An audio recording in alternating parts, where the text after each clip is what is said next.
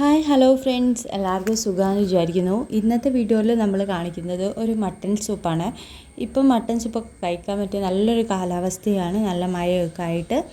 അതിന് വേണ്ടിയിട്ട് നമ്മൾ കുറച്ച് മട്ടനാണ് എടുക്കേണ്ടത്. അതിന് എല്ലിൻ്റെ ഭാഗങ്ങൾ കൂടുതലുള്ള മട്ടനാണ് എടുക്കേണ്ടത്. കൈകാലുകളൊക്കെയാണ് എടുക്കേണ്ടത്. എല്ലാമാണ് കൂടുതൽ വേണ്ടത് മീറ്റിനെക്കാട്ടും. ഞാനിവിടെ ഒരു 5 ലിറ്ററിൻ്റെ കുക്കറിലേക്കാണ് ഇതിട്ട് കൊടുക്കുന്നത്. എന്നിട്ട് നമുക്ക് അതിലേക്ക് വേണ്ട മസാലകളൊക്കെ ഒന്ന് ആഡ് ചെയ്ത് കൊടുക്കുകയാണ് വേണ്ടത്. ഇനി കലത്തിലൊക്കെ ഉണ്ടാക്കാനും പറ്റും. അതാകുമ്പോൾ 1-1.5 മണിക്കൂർ ടൈം എടുക്കും. നമ്മൾ ആദ്യം തന്നെ ഇടുന്നത് മഞ്ഞൾപ്പൊടിയാണ് ഇടുന്നത്. പിന്നീട് ഒരു 10-30 ചെറിയുള്ളി ചതച്ചതാണ് ഇട്ട് കൊടുക്കുന്നത്. ഇനി കട്ട് ചെയ്തിട്ടുണ്ടെങ്കിൽ കട്ട് ചെയ്തിട്ട് കൊടുക്കാം. പിന്നെ ഒരു 10-12 അല്ലി വെളുത്തുള്ളി, അത് ഒന്നും ചെയ്യണമെന്നില്ല, ജസ്റ്റ് അങ്ങനെ ക്ലീൻ ചെയ്തിട്ട് ഇട്ട് കൊടുത്താൽ മതി. പിന്നെ ഇഞ്ചി ഇട്ട് കൊടുക്കുക. അതേപോലെ പിന്നെ നമ്മൾ എത്രയാണോ ആവശ്യമുള്ള ഉപ്പ് ഇട്ട് കൊടുക്കുക. പിന്നീട് ഉപ്പിന് എന്തെങ്കിലും വ്യത്യാസമുണ്ടെങ്കിൽ പിന്നെ ഇട്ട് കൊടുക്കുക. ഒരു 5 ഏലക്കായ ഇട്ട് കൊടുക്കുക.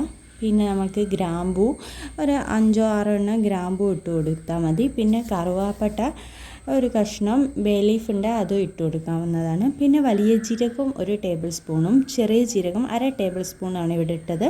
പിന്നെ മുഴുവനായിട്ടുള്ള മല്ലി ഉണ്ടെങ്കിൽ കുറച്ചിട്ട് കൊടുക്കുക, ഇല്ലെങ്കിൽ 1 ടേബിൾ സ്പൂൺ മല്ലിപ്പൊടി ഇട്ട് കൊടുക്കുക. പിന്നെ ഇതുപോലെ ക്രഷ് ചെയ്തിട്ടുള്ള കുരുമുളക് പൊടിച്ചത് 1 ടേബിൾ സ്പൂണാണ് നമ്മളിപ്പോൾ ഇട്ട് കൊടുക്കുന്നത്. എന്നിട്ട് നമുക്ക് വെള്ളമാണ് ആഡ് ചെയ്ത് കൊടുക്കേണ്ടത്. ഒരു 4-5 കപ്പ് വെള്ളം ഒഴിച്ച് കൊടുക്കുകയാണ് ചെയ്യുന്നത്. എന്നിട്ട് അത് നല്ലപോലെ നമ്മൾ എങ്ങനെയാണെന്ന് വെച്ചാൽ ഒരു വിസിൽ ഹൈ ഫ്ലെയിമിൽ വെച്ചിട്ട് വിസിൽ ചെയ്യിപ്പിക്കുക.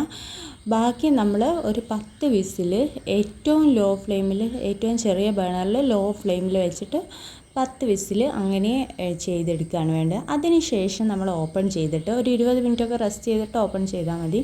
അതിലേക്ക് 1 ടേബിൾ സ്പൂൺ കുരുമുളക് പൊടി ഇട്ട് കൊടുത്തിട്ട് നല്ലപോലെ ഇളക്കിയിട്ട് ഒന്നിങ്ങനെ ഒരു 5 മിനിറ്റോളം ഒന്ന് തിളപ്പിച്ചെടുക്കുകയാണ് നമുക്ക് വേണ്ടത്. അത് ഇളക്കിക്കൊണ്ട് തന്നെ തിളപ്പിച്ചെടുക്കുന്നതാണ് ഏറ്റവും ബെറ്റർ.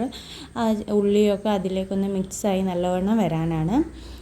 ഇപ്പോൾ ഏകദേശം പണി തീർന്നിട്ടുണ്ട്. ഇനി വറവാണ് തയ്യാറാക്കേണ്ടത്.